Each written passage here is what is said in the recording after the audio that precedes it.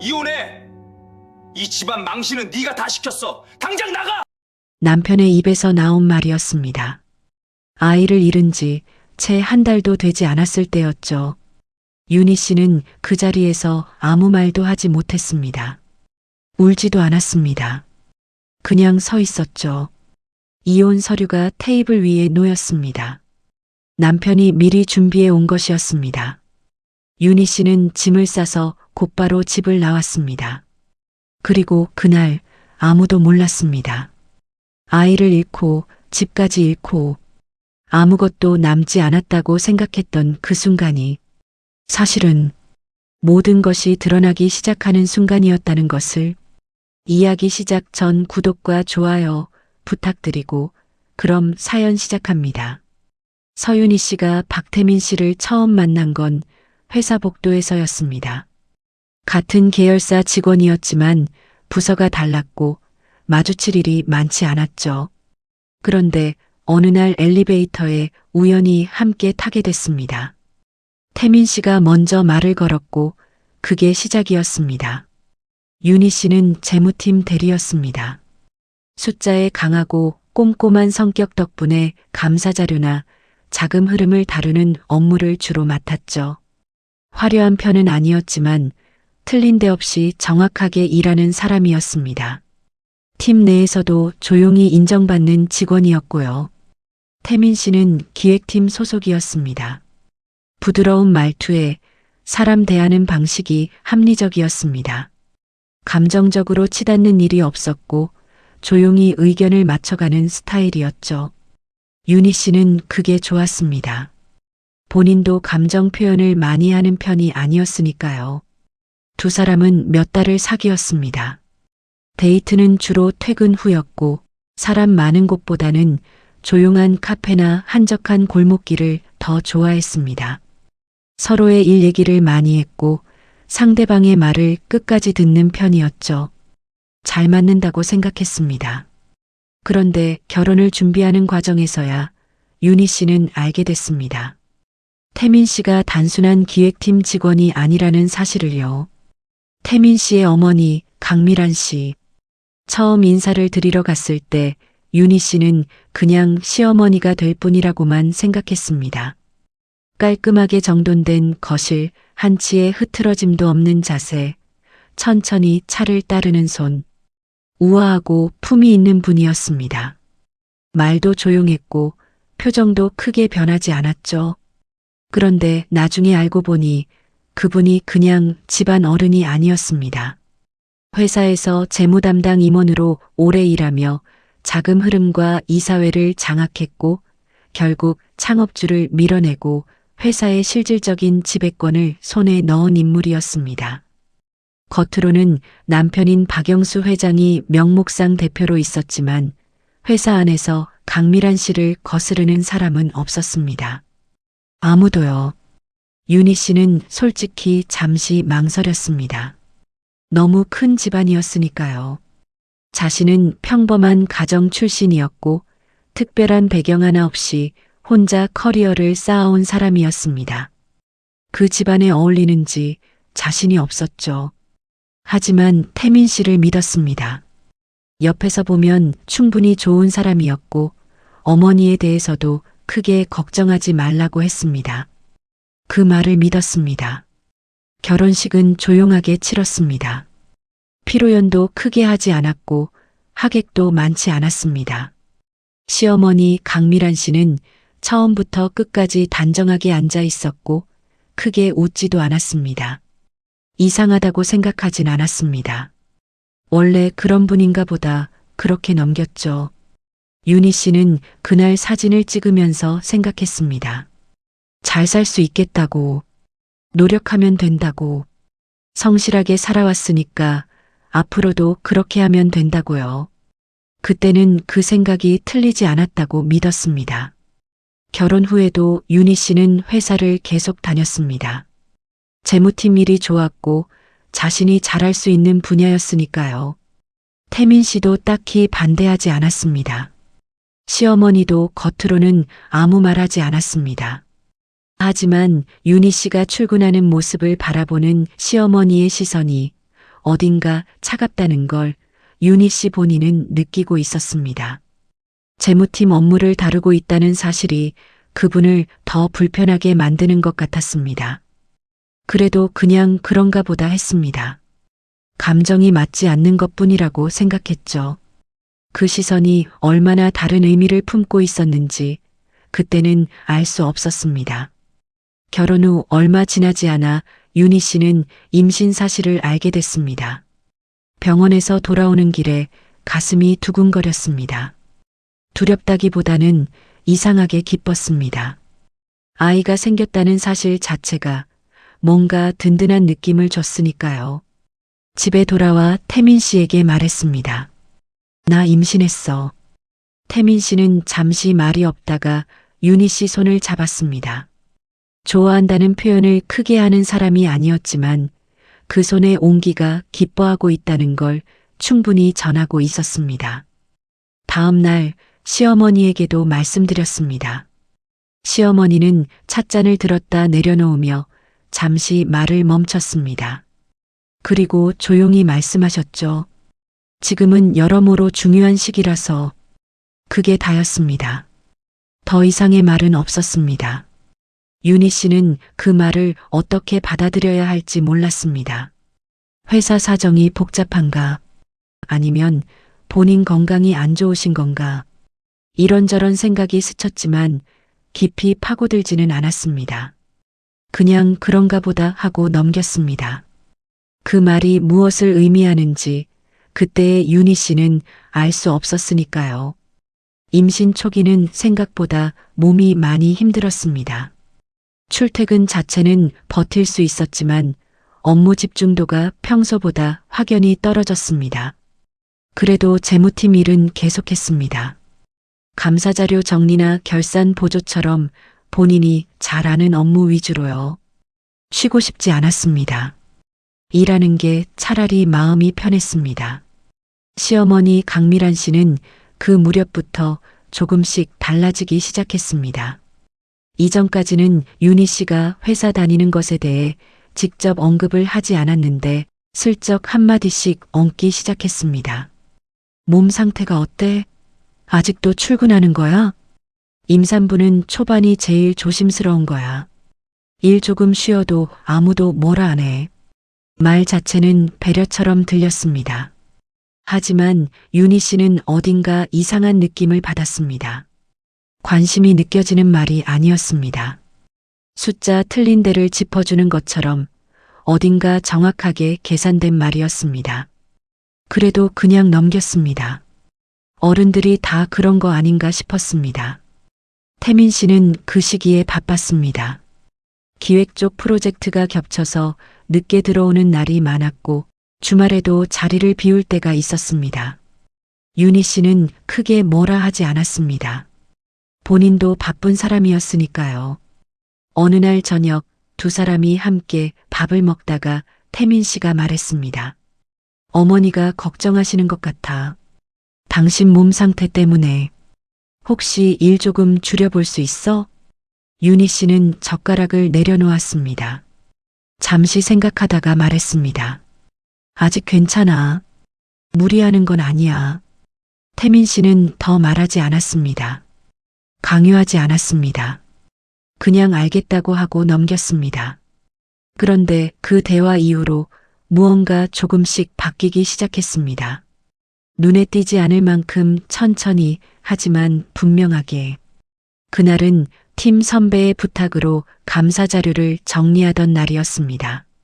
원래 그 선배가 맡던 업무였는데 갑자기 개인 사정이 생겨서 윤희 씨에게 대신 마무리를 부탁했습니다.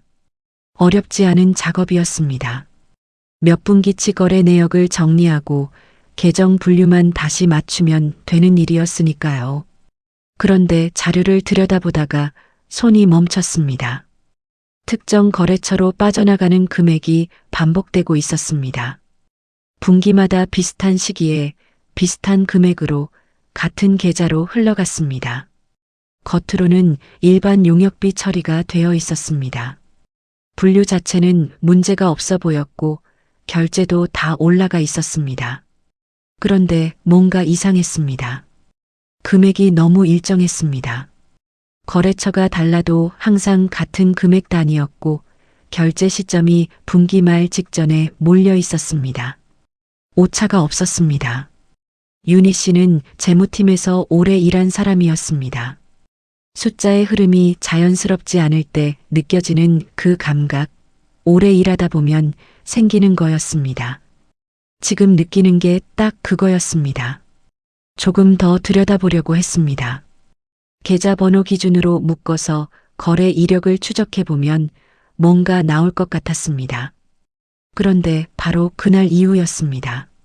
시어머니가 따로 윤희 씨를 불렀습니다.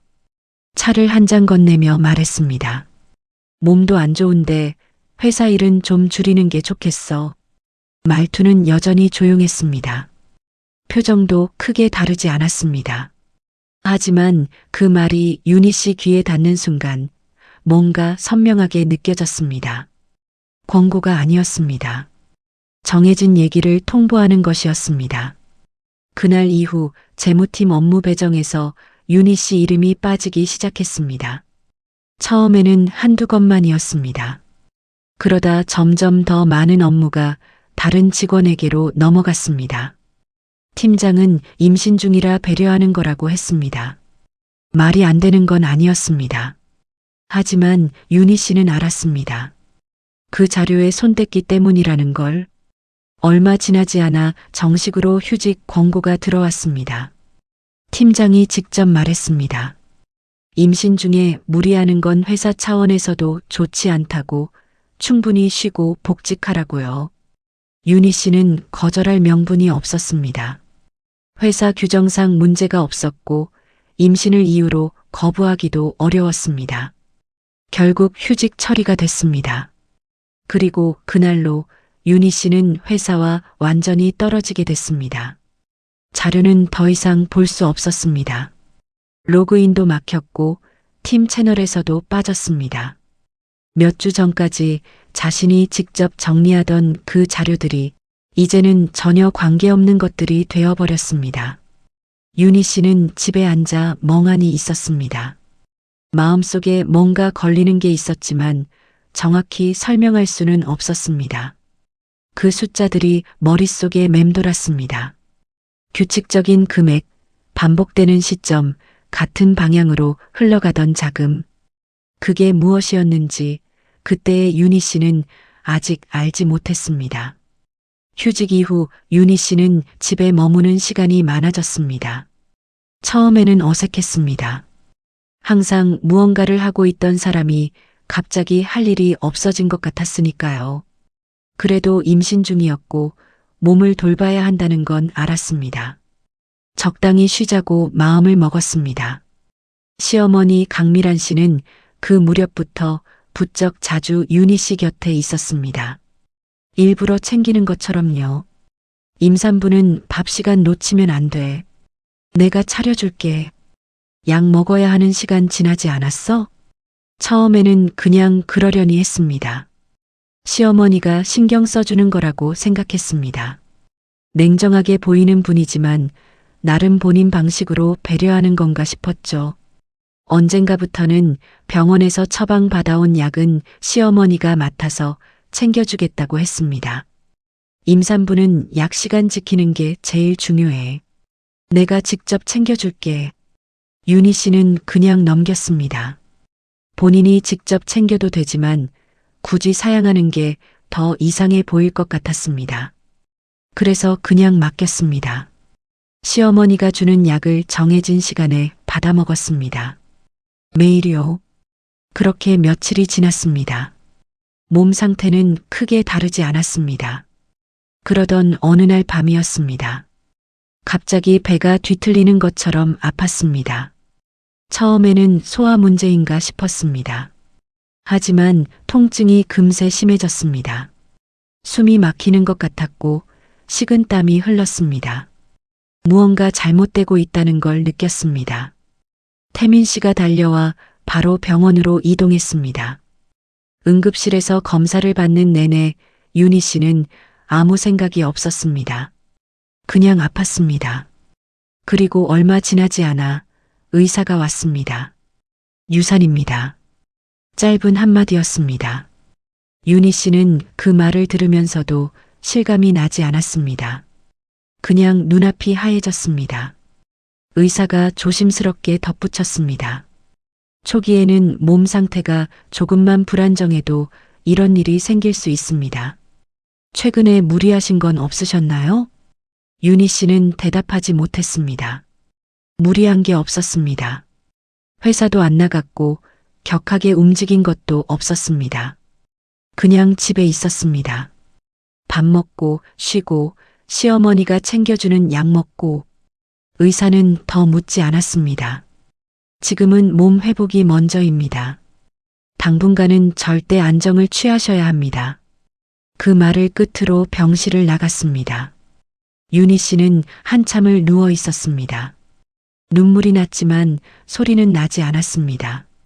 그냥 흘렀습니다. 아이를 잃었다는 사실이 실감이 나질 않았습니다.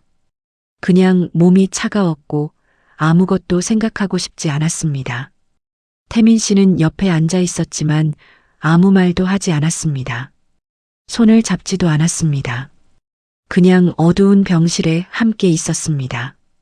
자신의 몸이 약해서 아이를 지키지 못했다고 생각했습니다. 그것 말고 다른 이유를 생각할 여유가 없었습니다.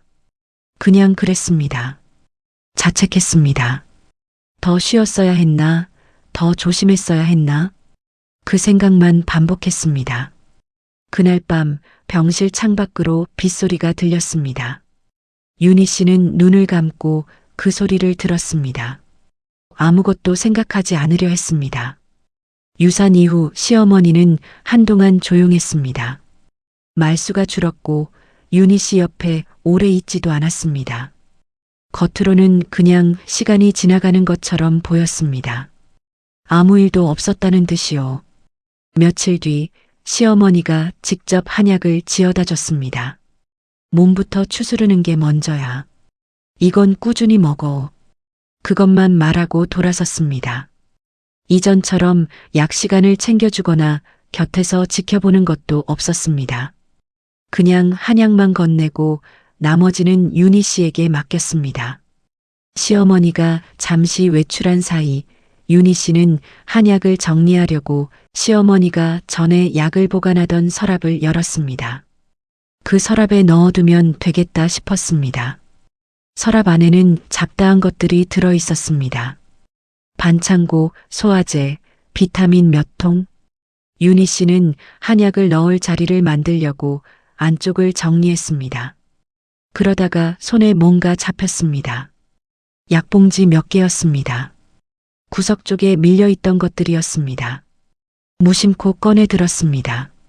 그 순간 이상한 기분이 들었습니다. 봉투를 펼쳤습니다. 손이 잠깐 멈췄습니다. 약 모양이 낯설지 않았습니다. 어딘가에서 본 것 같은 형태였습니다. 그때 머릿속에 뭔가 스쳤습니다. 임신 중에 매일 먹던 그 약. 시어머니가 정해진 시간에 꺼내다 주던 그 알약. 윤희 씨는 서랍 안쪽을 다시 들여다봤습니다. 그리고 더 안쪽에서 발견했습니다. 손대지 않은 채 그대로 남아있는 약봉지를요. 병원에서 직접 처방받아서 가져왔던 바로 그 약이었습니다. 손이 멈췄습니다. 봉투를 들어 올려 확인했습니다. 이름이 맞았습니다. 처방일도 맞았습니다. 처음 받아왔던 날짜 그대로였습니다. 그런데 약은 거의 줄어들지 않은 채 남아 있었습니다. 몇 개가 빠져 있기는 했지만 매일 먹었다고 하기에는 너무 많이 남아 있었습니다. 윤희 씨는 한참 그 봉투를 들고 서 있었습니다. 아무 말도 나오지 않았습니다. 머릿속이 조용해졌습니다. 소리가 사라지는 것 같았습니다. 그렇다면 그동안 시어머니가 건네준 그 약은 뭐였을까요? 병원에서 처방받은 약이 아닌 다른 무언가를 먹었다는 건데 그게 무슨 약이었을까? 무슨 성분이었을까? 윤희 씨는 그 질문에 답을 내릴 수가 없었습니다. 아직은요. 확인하기 전까지는 아무 말도 할 수 없었습니다. 조용히 약봉지 몇 개를 가방에 챙겨 넣었습니다. 아무도 모르게요. 그날은 그냥 넘겼습니다. 아무 일도 없는 것처럼 저녁밥을 먹고 잠을 청했습니다. 하지만 잠이 오지 않았습니다. 눈을 감으면 그 약봉지가 떠올랐습니다. 줄어들지 않은 채 서랍 안에 그대로 남아있던 본인 이름이 적힌 그 봉투가요. 그게 무엇을 의미하는지 그때의 윤희 씨는 정확히 알지 못했습니다. 알고 싶지 않기도 했습니다. 알게 되면 그 이유가 너무 달라질 것 같았으니까요. 유산의 충격이 채 가시기도 전에 회사에서 잠깐 나와달라는 연락이 왔습니다. 자금 유출 정황이 발견됐다고 했습니다. 그리고 관련된 접근 기록이 전부 윤희 씨를 가리키고 있었습니다. 황당했습니다. 처음에는 실수인 줄 알았습니다. 뭔가 잘못 뒤섞인 거겠지. 자료를 제대로 보면 달라질 거라고 생각했습니다. 하지만 법무팀 회의실에서 꺼내놓은 자료는 너무 깔끔했습니다. 윤희 씨가 접속한 날짜, 그날 열람한 파일들, 자금이 빠져나간 시점, 전부 맞닿아 있었습니다. 누군가가 처음부터 이 그림을 그려놨다는 게 느껴졌습니다. 윤희 씨는 그게 자신이 아니라고 말했습니다. 처음에는 침착하게 설명하려 했습니다. 그날 그 자료를 본 건 선배의 부탁 때문이었고 자금 이동에 직접 관여한 게 아니었다고요. 하지만 아무도 듣지 않았습니다. 회사는 이미 결론을 내린 상태였습니다. 담당자가 말했습니다.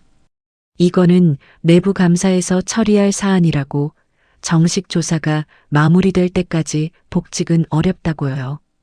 윤희 씨 말은 기록만 되고 실질적으로는 아무 영향이 없었습니다. 집에 돌아오니 태민 씨가 기다리고 있었습니다. 어떻게 된 거야? 윤희 씨는 설명했습니다. 아는 것 전부를요. 처음 그 자료를 보게 된 것부터 이상하다고 느꼈던 것까지. 태민 씨는 조용히 들었습니다. 그리고 말했습니다. 당신 솔직히 말해. 그 자료 정말 아무것도 모르는 거야? 회사 사람들이 다 알고 있어. 증거도 있다고. 윤희 씨는 아무 말도 하지 못했습니다. 믿어줄 거라고 생각했던 사람이었으니까요. 그날 이후 태민 씨는 달라졌습니다.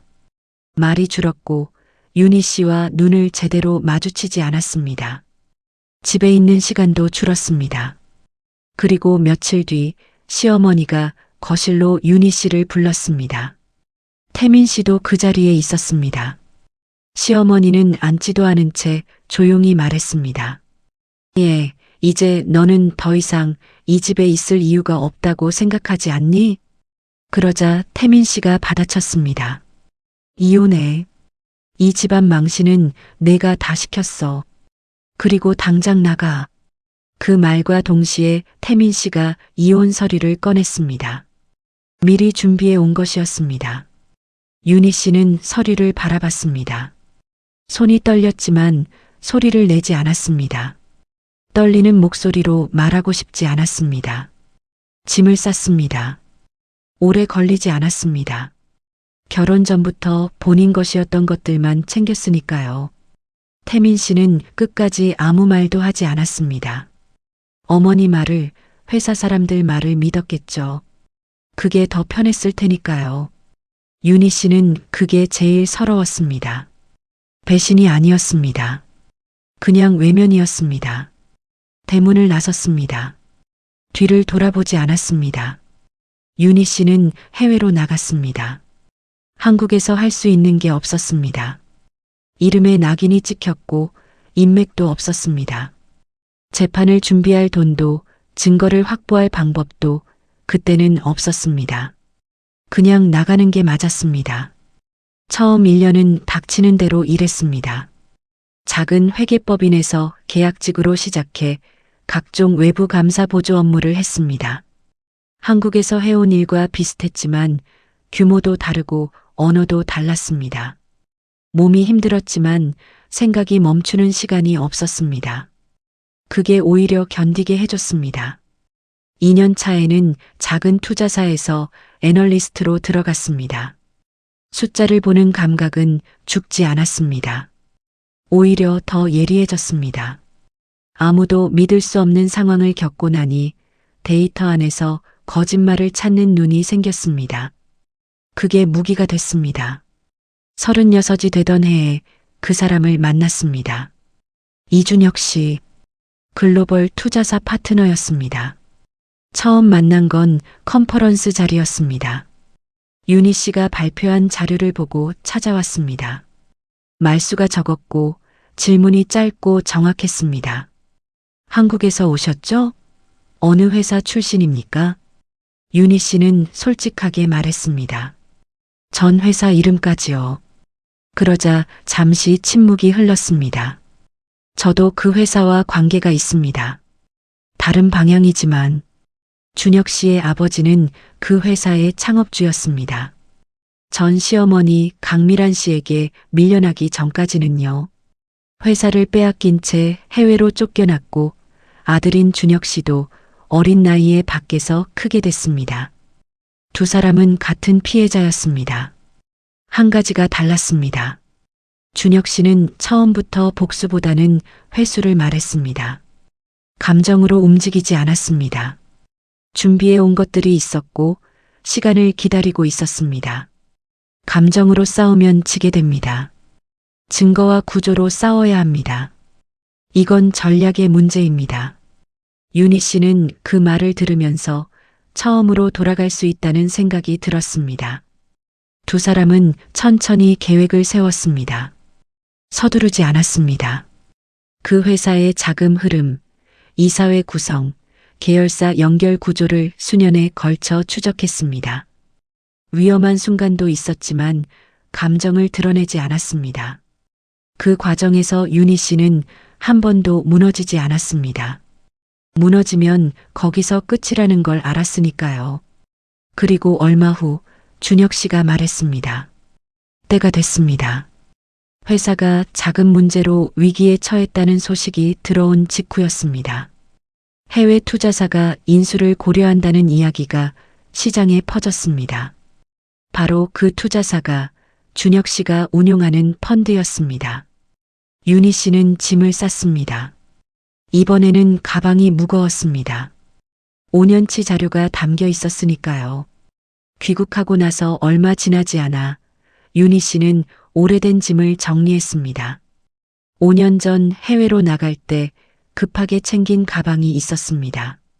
그 안에 이것저것 뒤섞여 있었고 그걸 제대로 정리할 여유가 없었습니다. 이제서야 꺼내보게 됐죠. 가방 구석에 작은 비닐 봉투가 있었습니다. 약봉지였습니다. 서랍에서 몰래 챙겨 나왔던 그것들이었습니다. 윤희 씨는 봉투를 들고 한참을 멈춰 있었습니다. 손이 차가워지는 것 같았습니다. 5년이 지났지만 그 기억은 또렷했습니다. 서랍 안쪽에 손대지 않은 채 남아있던 처방약. 전 시어머니 강미란 씨가 매일 건네주던 약. 그리고 그날 밤의 고통. 윤희 씨는 약을 들고 병원을 찾아갔습니다. 성분 분석을 요청했습니다. 검사는 며칠이 걸렸습니다. 결과를 받으러 갔을 때 의사가 먼저 봉투를 확인하고 잠시 말을 머뭇거렸습니다. 이 약 성분은 임신 중에는 복용하면 안 되는 성분입니다. 숨이 멈추는 것 같았습니다. 임산부에게 투여될 경우 자궁 수축을 유발할 수 있습니다. 초기 임신 상태에서는 특히 위험합니다. 윤희 씨는 의사의 말을 들으면서 아무것도 보이지 않았습니다. 귀는 열려 있었지만 뇌가 받아들이기를 잠시 거부하는 것 같았습니다. 그날의 장면들이 다시 이어졌습니다. 정해진 시간에 강미란 씨가 건네주던 약, 감사하다고 생각했던 그 손길, 병원에서 의사가 무리하신 건 없으셨냐고 물었던 것. 윤희 씨는 그 자리에서 한참을 앉아 있었습니다. 눈물은 나지 않았습니다.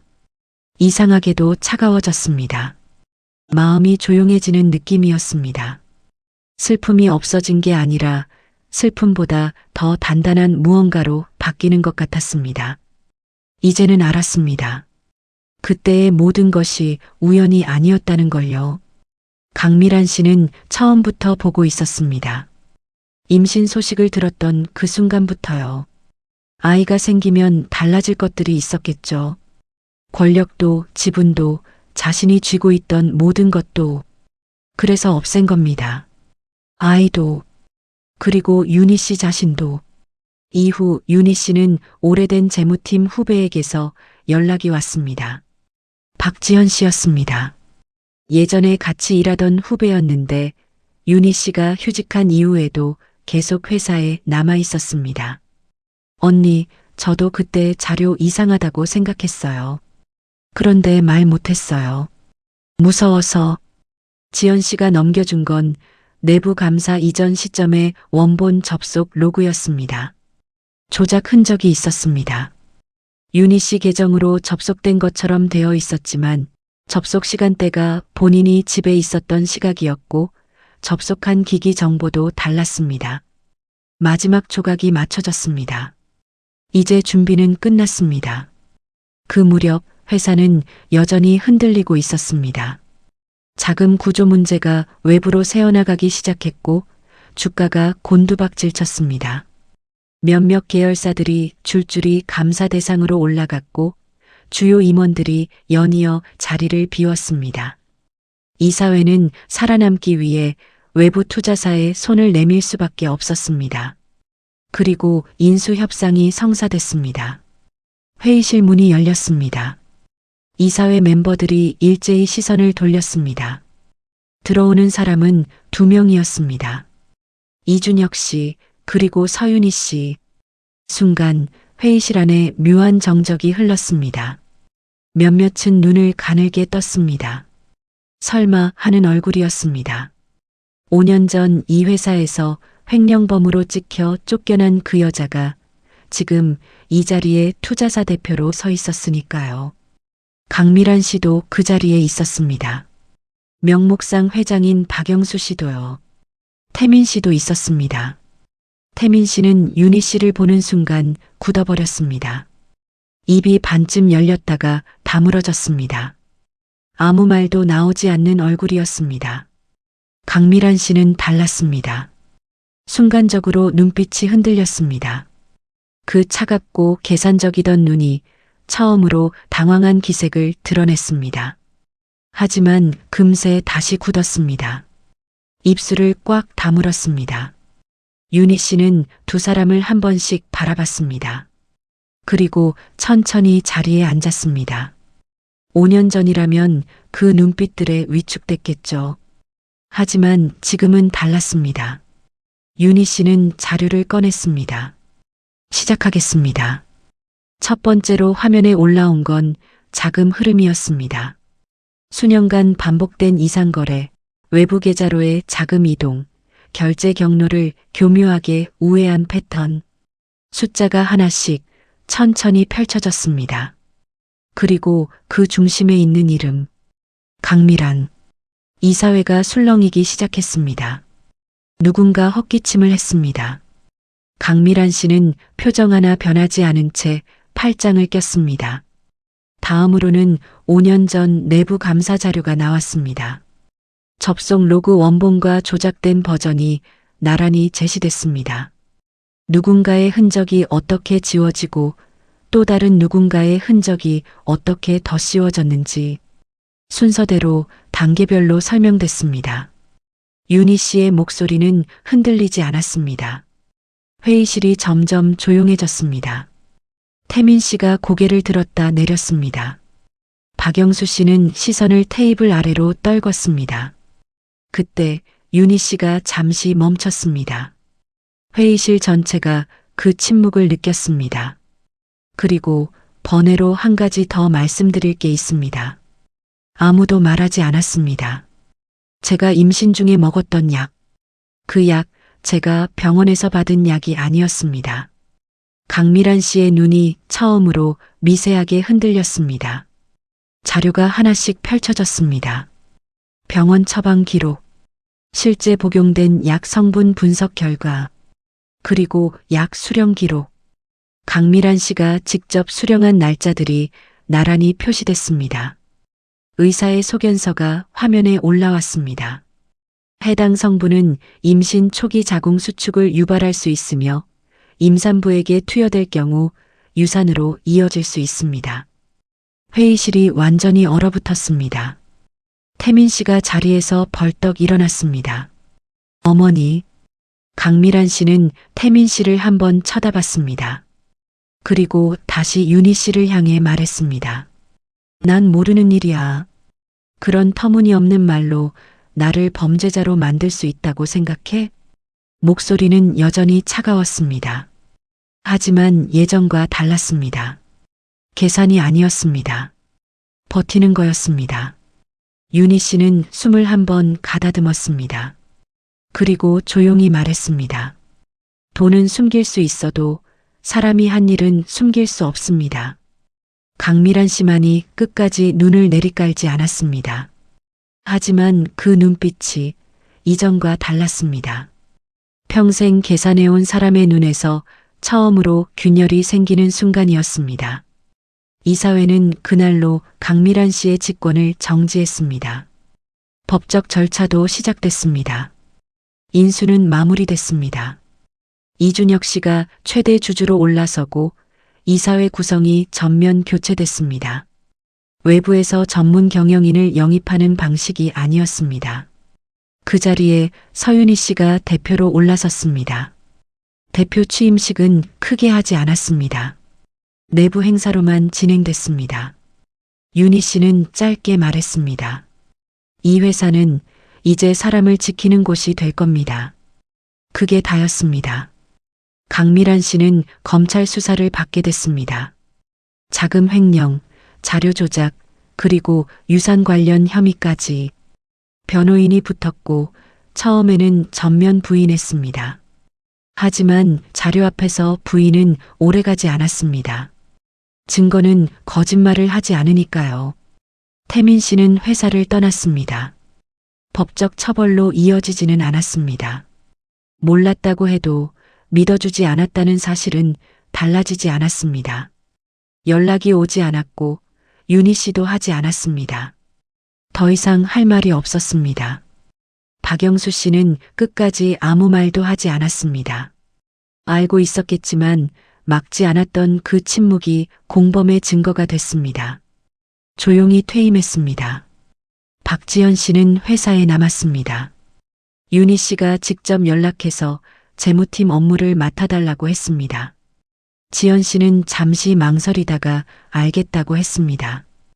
윤희 씨는 매일 아침 그 건물로 출근합니다. 5년 전에 짐을 들고 나갔던 그 문으로요. 가끔 창밖을 바라보면서 생각합니다. 그날 서랍에서 그 약봉지를 챙겨 나오지 않았다면 어땠을까 하고요. 그냥 무심코 지나쳤다면 아무것도 알지 못한 채 어딘가에서 살고 있었겠죠. 그리고 이준혁 씨를 만나지 못했다면 아마 여기까지 오지 못했을 겁니다. 같은 상처를 가진 사람이었지만 감정보다 전략을 먼저 말하는 사람이었죠. 그 냉정함이 윤희 씨를 흔들리지 않게 붙잡아줬습니다. 사람이 한 일은 숨겨지지 않는다고 말했지만 윤희 씨는 압니다. 숨겨지는 경우도 많다는 걸요. 그냥 넘어가는 경우도 많고 이길 수 없을 것 같은 경우도 많습니다. 그래도 윤희 씨 자신은 포기하지 않았습니다. 그것 하나는 분명합니다. 지금도 윤희 씨의 마음속 어딘가에는 아이를 잃은 것도 결혼이 그렇게 끝난 것도 남아 있습니다. 그게 사라지진 않았습니다. 하지만 오늘도 이 건물에 들어왔습니다. 그걸로 충분합니다. 혹시 지금 이 이야기를 들으면서 비슷한 감정을 느끼신 분이 계실지도 모르겠습니다. 억울함을 삼켜야 했던 순간, 아무도 믿어주지 않았던 날들, 혼자만 겪는 일이 아닐 수 있습니다. 이 이야기가 누군가의 마음에 작은 위로가 되었으면 좋겠습니다. 오늘도 들어주셔서 감사합니다.